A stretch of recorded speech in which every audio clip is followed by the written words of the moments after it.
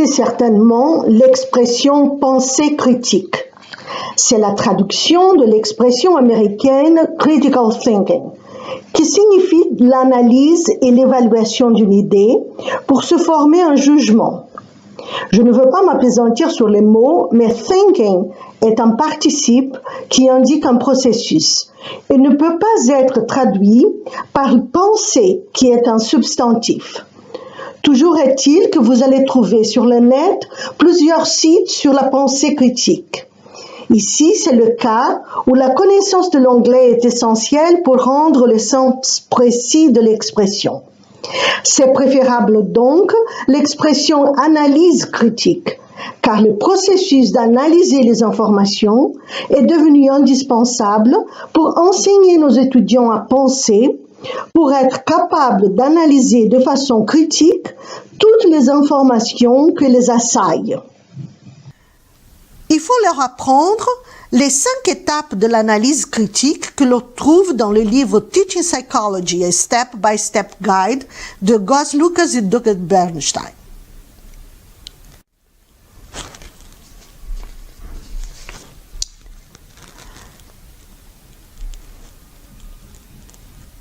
Quand ils analysent de façon critique, par exemple, un site internet, les étudiants ont à se demander: qu'est-ce que l'on me demande de croire ou d'accepter? Quelle information permet de valider cette affirmation?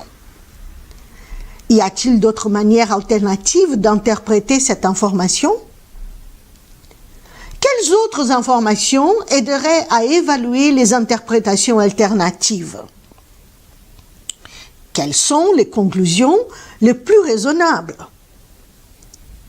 Cette forme de questionnement doit devenir un réflexe pour examiner toutes sortes d'informations, soit une publicité, un site internet, un mythe de la psychologie ou un article scientifique.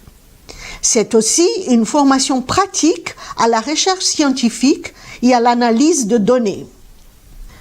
Récemment, l'Université libre de Bruxelles a proposé un MOOC, cours gratuit en ligne, sur la pensée critique sur la plateforme française FUN. Malheureusement, les MOOC de la plateforme FUN ne sont accessibles que pendant les quelques semaines où ils sont en ligne.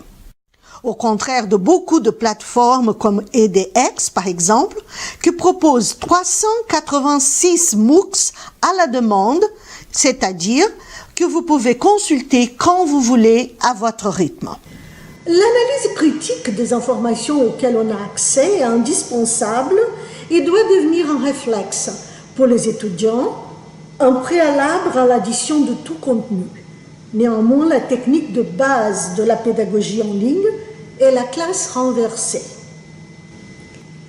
Ici aussi, on a un problème de traduction. Les Italiens disent traduttore traditore. Le traducteur est un traître. J'ai beaucoup travaillé avec des traductions et je peux vous assurer que c'est vrai. On a des choix difficiles à faire, rester fidèle au mot ou à l'esprit. Donc vous verrez souvent l'expression flipped classroom traduite par classe inversée ou apprentissage inversé. To flip désigne l'acte de tourner ou retourner comme une crêpe par exemple.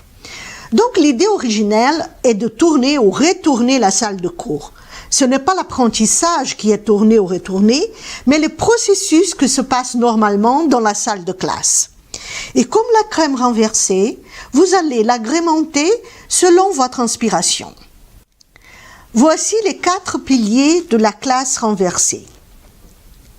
L'apprentissage centré sur l'étudiant, qui a été sensibilisé à une idée, qui devient curieux, mobilisé et intéressé à apprendre des contenus passionnants et signifiants. Cela amène au développement de l'autonomie de l'élève et sa responsabilisation face à son succès. Chaque étudiant peut maîtriser son apprentissage à son propre rythme. Les plus lents peuvent répéter les contenus et essayer d'autres sources alternatives d'informations suggérées par l'enseignant ou à leur propre initiative. Les plus rapides ne vont pas s'ennuyer et pourront explorer d'autres applications pour leurs apprentissages. L'intention pédagogique est de permettre aux élèves de développer une vision conceptuelle, organisationnelle et procédurale de l'apprentissage à réaliser. Donc, l'enseignant débroussaille un peu le terrain des connaissances disponibles pour orienter et guider les élèves dans leur exploration pédagogique. Les temps de classe est ainsi maximisé pour atteindre l'intention première de toute démarche scolaire, rendre l'élève actif dans ses apprentissages. Professionnalisation de l'enseignement. La tâche de l'enseignant, c'est probablement plus exigeante dans une classe renversée que dans celle d'une approche directive. Le prof est engagé à suivre le parcours intellectuel de chaque étudiant en accompagnant son progrès. Il offre régulièrement du feedback pour permettre à l'étudiant de se rassurer ou de corriger son cheminement. La flexibilité de l'environnement détermine que l'apprentissage n'est plus cloisonné à la salle de classe ou à la maison. Dans un cours entièrement en ligne, le prof peut suivre le travail des étudiants sur le forum, répondant à des questions, consultant le trombinoscope et le profil de chaque étudiant, leur progrès au QCM, accompagnant la performance des étudiants dans les travaux prescrits, y compris les travaux de groupe en wiki, etc. Le prof peut suggérer de films à visionner avec des questions à répondre, par exemple « Vol au-dessus d'un nid de coucou »,« Psychose »,« Rain Man », etc. Le principal avantage de ce modèle pédagogique est d'assurer le suivi par le prof pendant l'analyse de données, la résolution de problèmes et l'application pratique, que sont les activités de réflexion d'ordre supérieur, parce que les étudiants ont déjà assimilé et compris, mémorisé les notions de base. Les étudiants viennent en classe ou arrivent au forum, dans le cas des cours entièrement en ligne, avec leurs questionnements. Cela aide également les enseignants à percevoir où la compréhension des élèves est en train de vaciller et remédier au plus vite. Ainsi, chaque étudiant a fait le travail préliminaire à son rythme. Ceci est particulièrement utile pour les étudiants vulnérables qui peuvent se sentir laissés lors d'une conférence de classe, comme les étudiants dont la première langue n'est pas le français. De plus, en utilisant le temps de classe pour travailler sur des projets de groupe, favorise l'apprentissage entre pairs. Mais il faut considérer aussi les inconvénients de renverser la classe. D'abord, il faut se rappeler que nous avons tous une résistance à la modification de la routine, nous autant que les étudiants. Notre manière de travailler se trouvera inévitablement bousculée, mais stimulée aussi. Il faudra que l'enseignant consacre du temps pour préparer des cours de qualité, pour canaliser l'attention des étudiants et soutenir leur motivation.